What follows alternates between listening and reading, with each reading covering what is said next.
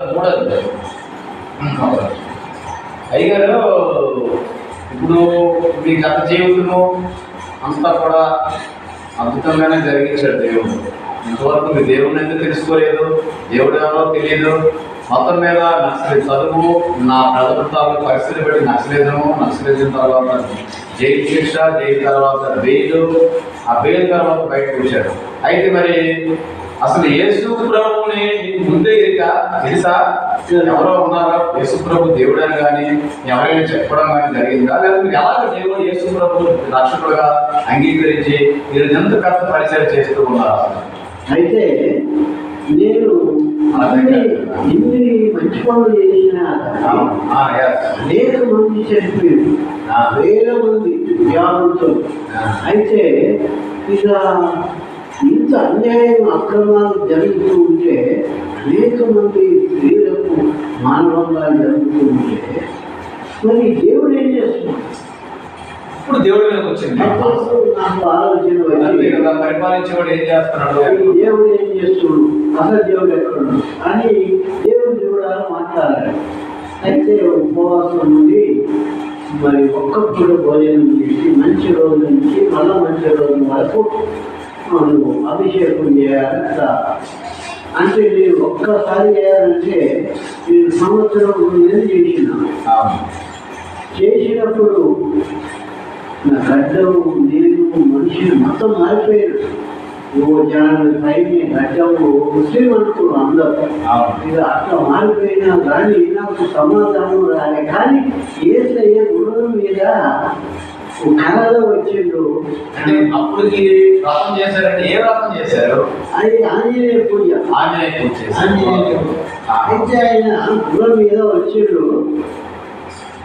ఇట్లా చేయి పెట్టిండు నాకు. అంటే ఆంజనేయుడు ప్రార్థన చేస్తే యేసు ప్రభు దర్శనంలోకి వచ్చినాక నాకు అప్పుడు అనుమానం వచ్చింది. లేచిన ఇది కళ, ఈ విధంగా సరే మంచిది. అసలు దేవుడితో మాట్లాడాలంటే దర్శనం ప్రభులే కానీ ఎట్లా మాట్లాడాలని చాలామంది దైవజనులను చర్చల దగ్గర పోయి అడిగితే ఎట్లా ఇప్పుడు ఆరాధన ఏమి కూర్చోనంటే, నేను ఒక చర్చికి రమ్మనంటే ఆదివారం ఉన్నట్టుగా చూడు అని పోయాను. నేను సింగర్ పెట్టి ఈ దేవుడు డబ్బులు కూర్చిపోయాను. అందరూ మొక్కలికి ప్రార్థన చేస్తుంటే నేను మొక్కలికి తీరేటప్పుడు నిలబడి 20 మందిలో అందరూ నాకైనా చూస్తున్నారు. నాకు ఈ సాగొద్దని నాకు తెలవదు. కానీ పాస్టర్ మాత్రం వచ్చింది. వచ్చి నాయన ఏడు బాధలు సిగరెట్ తాగి అలవాటు ఉంది కదా, ఉన్నది అన్నది అనగానే సాగొద్దు ఇచ్చేది కాదు, ఆరోగ్యానికి హానికరం అంటే అవును. నేను డాక్టర్ని, నాకు కూడా ఎదిగాను, ఎదుగుగా ఉంటున్నాను. చాలా మంచిది కదా. ఆ తర్వాత 2-3 సార్లు ఇట్లా వచ్చేటప్పుడు లోపల పోయేటప్పుడు తీరగా పైన పెట్టి పైన వేసి లోపల బయట పెట్టేది అయితే ఇట్లా అనుకోవాలి. అది వాటి దూరిపోవాలి మంచిగా. అసలు నేను ఏ సైతం మాట్లాడాలి ఎట్లా అని అనగానే వాళ్ళు అన్నారు, ఏసయ్యకు దర్శనం కావాలి అంటే ఈ వాసుదేవం తీసుకోవాలి. వాసుదేవం తీసుకొని ఉపవాసం ఉంది. ఉదయం మొదలుకొని 3 గంటల వరకు మంచి నీరు కూడా కావాలి, ప్రార్థన చేయాలి. సమస్యలన్నీ ఆయన చెప్పాలి. ఏం లేదు ఫోన్లో మాట్లాడినట్టే, కానీ ఇక స్నేహితులతో మాట్లాడినట్టే నన్ను ముట్టుకోవాలి, చదవాలి, మోకరించి ఇక అట్లా మొదలుపెట్టగానే ఇంటర్నే నా క్లాస్మేట్ ఎవరు టచ్ చేసి పెళ్ళి పిలిచింది. పెళ్ళి ఉన్నది, నువ్వు రావాలి, నా మాటలు చెప్పాలి. నేను అప్పటికీ ఆంధ్ర తెలంగాణ ఉద్యమంలో స్పీకర్, ప్రత్యేక తెలంగాణ అయితే ప్రత్యేక తెలంగాణ ఇవ్వాలి. గవర్నమెంట్ ఏంటి, గద్దరు ఏమైనా పరిచయం ఉంటారా? గద్దరు శిష్యుడు. శిష్యుడే. అయితే భువనగిరిలోనే బ్యాంకులో ఉద్యోగం వచ్చింది. అయితే ఆయన ఉద్యోగం చేయడం అంటే ఆ బ్యాంకు వాళ్ళందరూ నువ్వు ఏం చేయకుండానే నువ్వు అట్లా వచ్చి నెలకొక్కసారి వచ్చి సంతకం చేసి యుద్ధం తీసుకుంటూ మేము చూసుకుంటామని అట్లా వద్దు నాకు అని పట్టుకోవాలి. ఇక ఆఖరికి ఇక మరి అయితే ఆ నుంచి ఇక లాభం లేదు అని చెప్పి ఈ పెళ్ళికి పోయినా కదా, పెళ్ళిలో చెప్తుంటే నాకు చాలా ఆశ్చర్యమైంది. అలా ఆయన ఏం చెప్తున్నాడు, వివాహం అన్ని విషయములలో ఘనమైనది అని చెప్తున్నాడు. ఇంత మంచిగా చెప్పే మాట అర్థమవుతుంది ప్రపంచం అందరికీ. కానీ కీడు శుక్లాంబరదలు విష్ణు శశువర్ణం చతుర్భుజమని వాళ్ళు సంస్కృతంలో తెలియక చక్కగా అనుభవించి వాళ్ళు తిరుగుతుందో ఏమంటుందో ఏం తెలియదా. చుట్టూ తిరిగి దండం పెట్టు, ఆ మొక్కు, ఆ అక్షంతరి తీర్థం ముసుకో, ఏంటి కోసం లే అని అని చెప్తున్నాయి. ఏంటి అది పెళ్ళి అందుకే నేను పట్టు పెళ్ళి నేను పురోహితుడు లేకుండా చేయాలి. నాకు 5 పైసలు పట్టులు తీసుకోకుండా చేసుకున్నా. అయితే ఇక ఏం అయిపోయింది. ఇక ఏం చేయాలి అంటే ఏది ఏమైనా ఏసయ్యను నేను చూడాలి, మాట్లాడాలి ముఖాముఖి. అంటే ఇక ఆయన అన్నాడు మరి నేనన్నా మరి ఇప్పుడు నాకు ఎట్లా తెలవాలి, సూర్యాల వాక్యం చెప్పాను. ఎప్పుడు ఇది బయలుదేరి తెలవనా, ఈ స్తోత్ర బుక్కులో చూసి చెప్పినాం. ఆ మాటలు నేను పూర్తిగా నేర్చుకోవాలంటే ట్రైనింగ్ ఎక్కడ పోవాలి, ఇలా తెచ్చుకోబోతాన్ని కేసులు డైరెక్టర్ లేదు. ఆయన దగ్గర తీసుకుని నన్ను 47 కూర్చోవాలన్నాడు.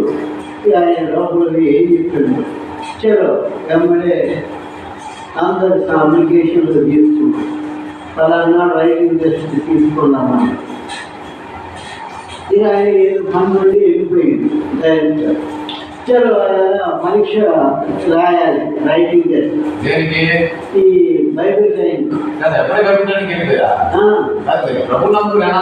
అయితే అదే నమ్మకం ఇంకా నమ్ముకోలే లేదు. నన్ను సత్యరెడ్డి నాకు చిన్ననాటి ఆయన తీసుకొచ్చాడు. అంటే నేను అన్నా మరి ఏం రాయాలి, నాకు ఏం తెలియదు కదా అంటే, నువ్వు నా పేరు పెట్టినా ఇష్టం వచ్చింది, నీ పేరు పెట్టి నేను రాస్తాను. ఇది అన్యాయం. మళ్ళీ ఇప్పుడు కూడా తప్పుడు పని చేసేది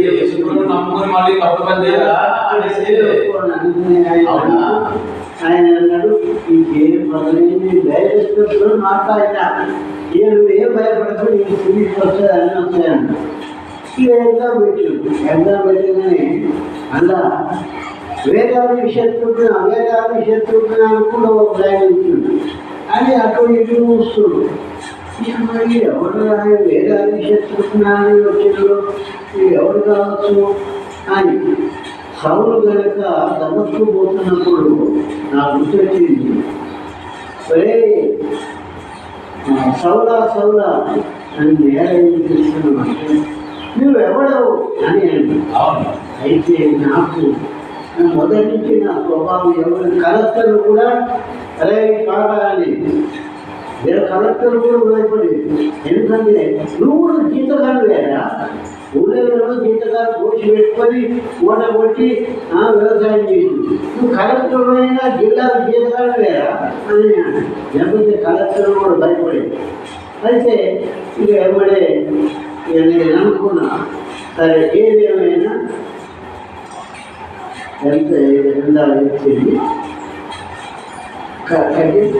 ఎలా వచ్చింది ఇంతనే వేరే విషయంలో కూడా మన నా దగ్గర వచ్చి నిలబడి నువ్వు ఇంతవరకు ఎవరు అని అయితే నువ్వే చేస్తున్నా నువ్వే చేస్తున్నావు అవునా అని వచ్చి మనుషులు పట్టుకొని లేపి వీళ్ళు జరిపోయి ఇవ్వాలని రాయమని అలాగే ఫెసిలిటీ ఎవరు డైరెక్ట్ రాని ఉపదప్ప అంటుంది. నేను పరీక్ష రాయి వస్తా, నువ్వు బాగుంది నువ్వు రాను అని ఇద్దరు వెళ్ళిపోయింది. నీకు 100-150 మార్కులు వేస్తా, నువ్వేం భయపడతాను. నీకు చేసినాక ఏమి అది ఏదో చిత్రంగా ఉందా? మీరు వాక్యం అసలు లక్ష్యమే లేదు. లక్ష్యం లేకుండా బయట ట్రైనింగ్ మీకు దేవుని ఎంత పంపించింది మీకు? అయితే 10-15 రోజులు ఇంకా ఫారినర్స్ వచ్చింది.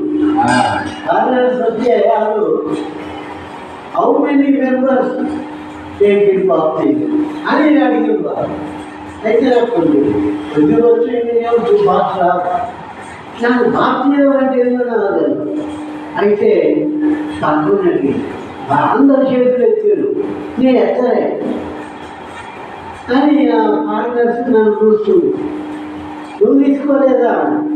ఏంటి అంటే బాప్తిజం అంటే ఏదిరా ఆయన పక్కడాడు ఆడడు నీళ్ళ ముంచిరాడే మంచి మంచి సముద్రాల చెరువుల బావుల ఈత కొట్టున్నాము, ఎన్నోసార్లు ఈత పట్టినాను. అంటే అట్లా కాదు, బాప్తిజం తీసుకున్నావా అని అంటే బాప్తిజం అంటే నాకు అర్థం కాలేదు.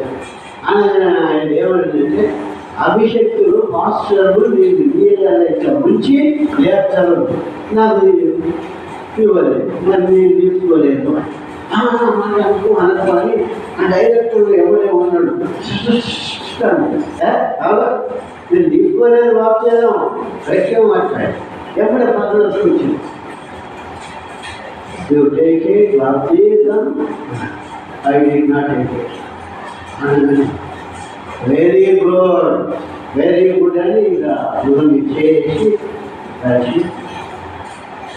you are a correct person, back person అని ఇక అన్నాడు. అని ఇక క్లాస్ అయిపోయింది, నన్ను తీసుకొని పోయాక నా మాటలు లెక్చరర్స్ ఆన్సర్ చేసి ఆయన నా వైపు మొత్తానికి సర్టిఫికెట్ అయిపోయింది. అలా ఏం చేసేది ఎవరికైనా యువమాన్ అని నాకు సర్టిఫికెట్ ఇచ్చింది. ఆ సర్టిఫికెట్ ఇచ్చి నన్ను మొఖాన్ని పెట్టినాను. మొఖాన్ని పెట్టి ఉంచుకోపోరా సర్టిఫికెట్. నా అమ్మ నాయన పెట్టిన పేరు శత్రుఘ్న. శత్రుఘ్న అంటే ఎట్లా? శత్రు శేషం మిగల్చని వాడు కబర్దాన్ లేదంటే వాళ్ళు యోహాన్ అని పెట్టారు. మళ్ళా పోయినా మళ్ళా శత్రుఘ్న అని సర్టిఫికెట్ తీసుకొచ్చి ఇచ్చి దండం పెట్టి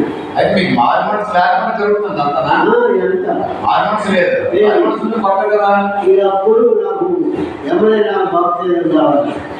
అప్పుడు తీసుకుంటాను అంటే నెల మీద 18 రోజులకు 18-20 రోజుల మధ్యన నన్ను ఇక బాప్తిజం ఇచ్చాడు. ఆ బాప్తిజం ఇచ్చిన ఆయన ఇప్పటికీ ఉన్నాడు, కానీ ఆయన కొద్దిగా మానసికంగా అయితే ఇక ఆనించి అన్న ఇంకా నేర్చుకోవాలి అనగానే మరి పోతావా జాస్ట్రా గుడ్డు ఇంకే రెడ్డుగా వచ్చింది. ఆయన 3 రోజులు ఇస్తారు, ఈ డబ్బులు అంటే లేకపోతే 300 ఇచ్చి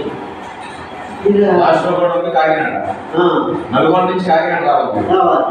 అయితే నా క్లాస్మేట్ ఎవరు సత్యరెడ్డి నా హాస్పిటల్ వేగపడి నీకు అది తీసుకున్నా. ఇక లెటర్ తీసుకొని కాకినాడకు వస్తే కాకినాడలో జాషువా కూడా ఇంగ్లీష్ మీడియం. ఆ 10th క్లాస్ పేరు అయితే ఏం చేసుకుంటారు.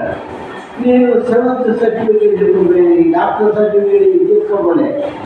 అయితే అప్పుడు నన్ను పట్టించినప్పుడు క్లియర్గా ఉండే ఒకటి వాడు ఎస్పీ కాకినాడ ఎస్పీ. అయితే నేను 2-3 సార్లు మాట్లాడితే ఆ నెంబర్ నోట్ చేసుకున్నా. నేను మాట్లాడుతూ కూడా మాట్లాడుతున్నాడు. ఇప్పుడు ఆయన లేడు, చనిపోయాడు.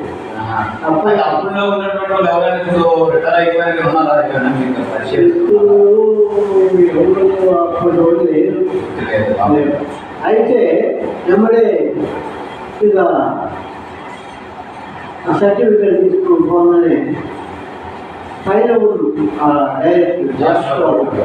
డైరెక్టర్ పైకి పోయింది. పోతే సర్టిఫికేట్ ఇచ్చింది. ఆ పై అంతస్తు నుంచి కిందికి ఇసిరి నాకు అవైలబుల్ ఇక నా కోపం ఎమ్మెల్యేని గలవట్టుకుని పళ్ళ వేస్తున్న వీటిని అందరూ గుర్తొచ్చి నన్ను ఇక ఈ చదువు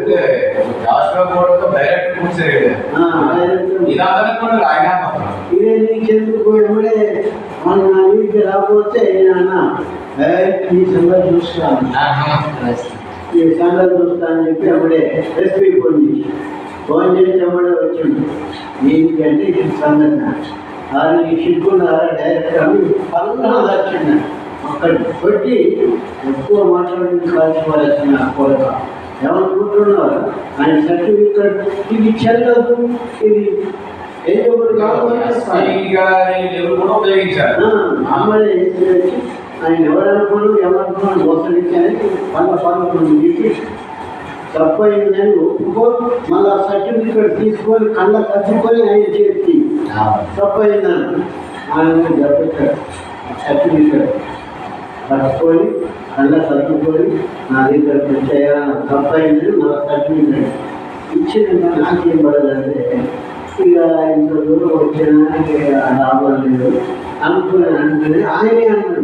నేను అనుకో తమ్ముడు నేరుగా కూడా ఉండి నేను చెప్పి ఏం చేస్తాను అని చూసుకుంటాను. బాగా చూడగానే ఈ వ్యక్తి నేను ఏం చేసుకోకపోతే నేను మాట్లాడతాను, చేసుకుంటే ఏమంటాను బయట కింద ఉన్నది అందరూ. కానీ వాళ్ళు ఎవరు ఎందుకు వచ్చిందో ఏ కదా అని ఆలోచన చేస్తున్నారు. వాళ్ళకి ఏమి దోస్తలేదు. చెప్పండి మా బాబు రాముడు కావాలి ఆ పోలీసు వాళ్ళు ఎలా పోలీసు వాళ్ళు ఆయన కూడా వచ్చాడు కానీ నా గురించి వచ్చాడు ఎస్పీ అని అట్లా అన్నాడు. ఎవరే ఎస్పీ నాన్నదే ఎస్పీ వచ్చాడు. ఎస్పీ రాదు నేను ఒక సిఐ కేసు ఎవరో ఇలా అంత అడావుడు మా మనిషి నమ్మడే చేయండి ఆ రీతిలో ఇది అయినాక 3 నెలలు ట్రైనింగ్ దాంట్లో చాలా ఇబ్బంది. సాయంత్రం నాన్ననే లింగీలు ఇబ్బంది పెట్టుకుంటారు, ఇబ్బంది చెప్పి పేట పొంగి వేసుకొని పేట పట్టుకుని డబ్బులు కొట్టుకుంటారు, చిన్న పట్టు పడుతుంది. డివోషన్కి ఎవరు వస్తలేదు. నేనే పిలుపుమాటలు జరుపుకుంటున్నాను, నేనే ప్రార్థన చేసుకుంటున్నాను, నేనే ఉత్సవ పరిస్థితుల రీతిగా నేనే అనౌన్స్మెంట్ చేసుకుంటున్నా, నేనే వార్త చెప్పుకుంటూ నేనే ముగించుకుంటున్నా, నేనే ఆశీర్వాదం ఇస్తున్నాను. ఇలా డైరెక్టర్ విడిచిపోయి మంటూ అని చెప్పాను. ఆయన మాత్రం అందరూ నిన్న చాలా బాధపడుతుంది అని చెప్పారు. ఇక నాకు ఈ రూములు ఎవరు ఊడ్చున్నారు, ఊర కూర్చుంటే ఎంచుకోవట్లేదు, అంత గలీజుకుంది. మీరు 2 రూములు ఊడ్చుకోరా ఏందిరా ఇది అని నేనంటే ఎక్కువ మాట్లాడలేదు, ఏం చేయాలని చెప్తున్నాను. నా కొడక ఏమనుకుంటున్నారు అని పళ్ళ వేసినామని డైరెక్ట్ ఎగిరిపోయి బాగానే డైరెక్ట్ ఏమి ట్రైనింగ్ సెంటర్ ఇదేనా అందరూ కష్టపడి చెవులను జారపోసి బయట ట్రైనింగ్ ఇవ్వండి, ఏదైనా ట్రైనింగ్ ఇది అని చెప్పి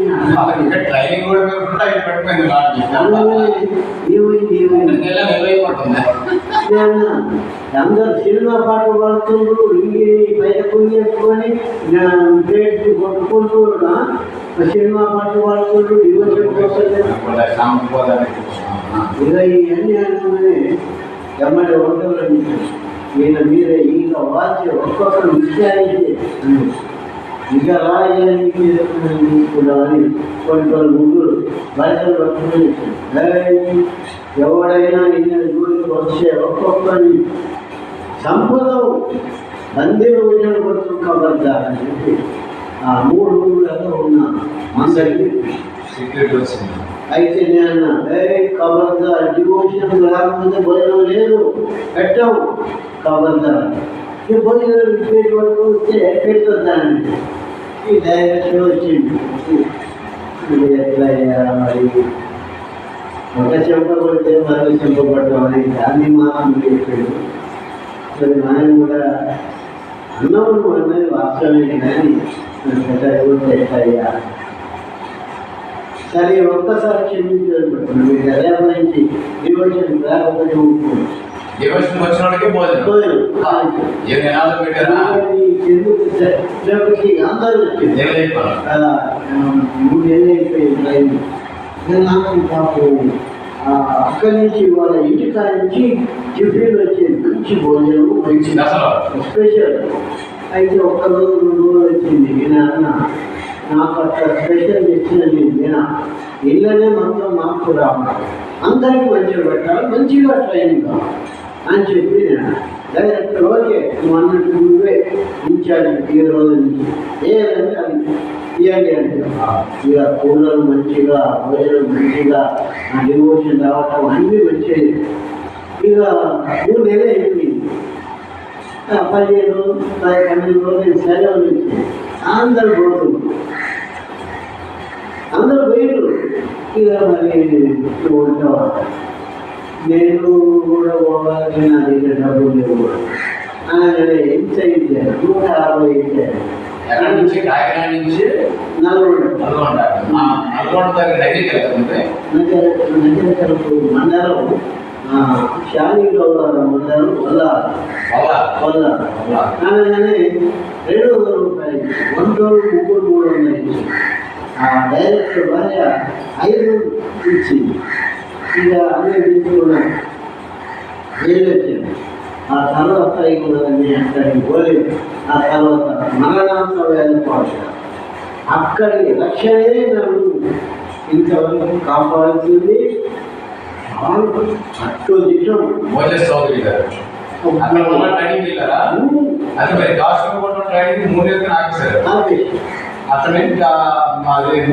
అక్కడ విజయవాడ మంగళగిరి ఇప్పుడు అది గుంటూరు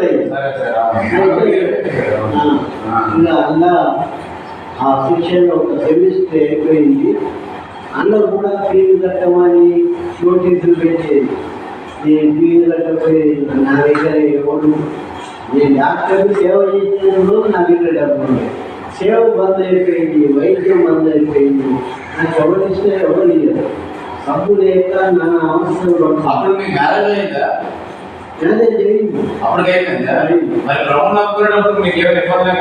ఇబ్బంది నా భార్య పిల్లలంటే వాళ్ళు ఏమంతా అంత విద్యావంతులు దాదాపు 10th ఇంటర్లో ఉన్నారు ఎప్పుడంటే ఆఫీసర్ లేదు కానీ బిడ్డ 3 రోడ్లు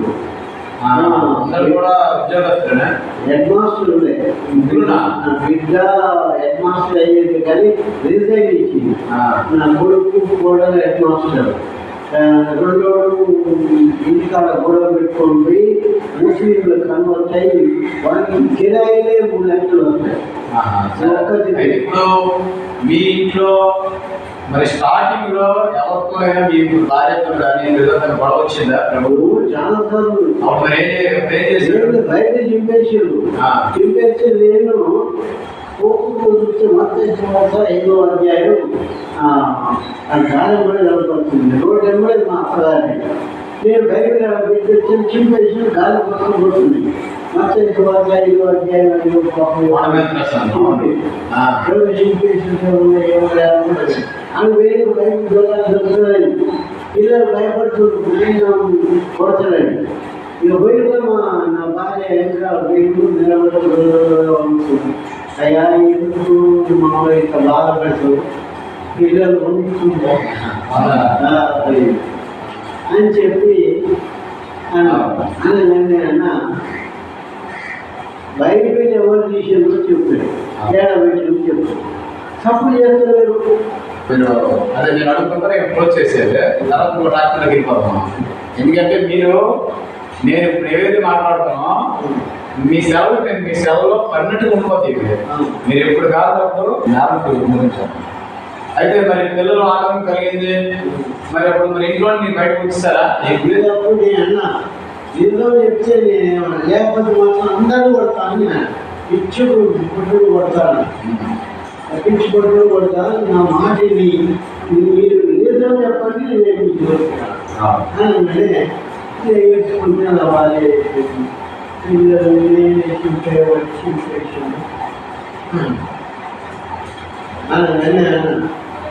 నువ్వేమి చెప్పి వద్దంటే తీసుకురాను కదా, మళ్ళీ ఎప్పుడు ఉంటుంది నేను చదువు రాదు ఎప్పుడు ఎందుకు చెప్తే ఇంటారు అని చెప్పిన మంచిగా వచ్చాను అన్న తప్ప వెళ్ళొచ్చు. ఇక మళ్ళా బిడ్డ పిల్లి ఎప్పుడు రామని వచ్చింది. నేను బొట్టు పెట్టుకోను, జన్యం వేసుకోను. అయితే ఎప్పుడు మీరు ప్రభువుని నమ్ముకున్న తర్వాత కుటుంబాన్ని విడిచిపెట్టారా? అంటే దేవుడికి కావాలా మేము కావాలని అడిగారు? అడిగారు. అయితే మీరేమంటారు? నేను నా దేవుడు స్వార్థ ప్రకటిస్తాను, నేను మీరు లేకుండా మరి ఎప్పుడైనా ప్రభుత్వం వచ్చారు ఎవరైనా? ఇప్పటికి రాలేదు. మరి దేవుని వాక్యం చెప్తారు, కుటుంబాన్ని మరి నడిపించుకునే బాధ్యత ఉంది కదా, మరి ఎప్పుడైనా నల్ల మధ్యలో వాక్యం చెప్పారా? మస్తు సంపాదించిన లక్షలు మీరు ఆస్తి సంపాదించారు అని అనగలేదు, వాక్యం కూడా వాళ్ళు చెప్పారు మధ్యలో. అసలు వాళ్ళు ఈ తండ్రి స్తోత్రం తండ్రి శత్రువులాగా మారిపోయింది. మా బామ్మగారు బ్యాంక్ మేనేజర్ రిటైర్డ్, వాడు ఒక్కడే నా ఎదురు దండం పెడతాడు, రెండు చేతులు జోడించి వాళ్ళకి ఏం చెప్పిందో ఏమో వాళ్ళు ఆయన మాటే వింటాడు. అయితే పెద్దోడు మాత్రం పెద్దోడు చిన్నోడు రెండు గాడి డాక్టర్ అని చెప్పి ఇవే పనికిరా ఉందండి, కొద్దిదాన్ని ఒక్క పైసా కట్టడం తీసుకోకుండా చేసుకుంటాను అని చెప్పి కోపడ్డా. నా ఎదురునే ఇప్పటికీ రక్షణ లేదు, రక్షణ లేదు, లేదు రాదు కూడా. మీరు అతనికి వెళ్ళలేదు ఇంకా రావద్దని చెప్పి చెప్పేశారా? నాకు దేవుడే ముఖ్యం, మీరు అవసరం లేదు, అవసరమైతే దేవుడు కాబట్టి మీరు రండి అన్నారు. నేను దేవుడు వదిలిపెట్టాను, సేవే చేస్తా, నీ ఇష్టం అన్నది వస్తా వద్దని అప్పుడు నుంచి ఒంటరిగానే మీరు వచ్చారు బయటకు వచ్చి ఎలా అయింది కుటుంబాన్ని విడిచిపెట్టి? 20 సంవత్సరాలు 27 సంవత్సరాలు 27 years. ఇంకా మధ్యాహ్నం బిడ్డ పిల్లలు కొడుకు అప్పుడప్పుడు వెళ్ళేవారు, పోయినా కానీ జంట వేసుకోవాలి, బొట్టు పెట్టుకోవాలి. ఇక్కడ కూర్చోవాలి, కూర్చుంటే బిడ్డ దేవుడి పెట్టలే బిడ్డ పెళ్లి పోయినప్పుడు డబ్బులు ఇచ్చిన, ఎందుకంటే కట్నం అవి ఉంటాయి కదా. ఇక కొడుకు ఎలా వచ్చేటప్పుడు నేను అప్పుడు డాక్టర్ ఒక్కరోజు 3,000 5,000 అట్లా వచ్చేనా. నాకు ఎంత 12 కంపౌండర్, నైట్ బెడ్స్. ఇప్పుడు నా చర్చలు ఉన్నాయి అన్నీ కూడా ఆ కుర్చీలు 60 కుర్చీలు తెచ్చి 3 టేబుల్ కూడా హాస్పిటల్ ఒట్టినే ఉన్నాయి. తీసుకొచ్చి అలా పెట్టి వాడుతున్నాను దేవుడి కన్నా వాడు. సంతోషం, చాలా బాగుందండి. మీరు మీ యొక్క యాత్ర ఆరంభం నుంచి ఎంతవరకు కూడా దేవుడి కృపను బట్టి చక్కగా జరిగింది. కానీ ఒక్క విషయం అన్నిటికన్నా బాగుంది నాకు 2001లో నాకు చాలా బాగా అనిపించింది. 2001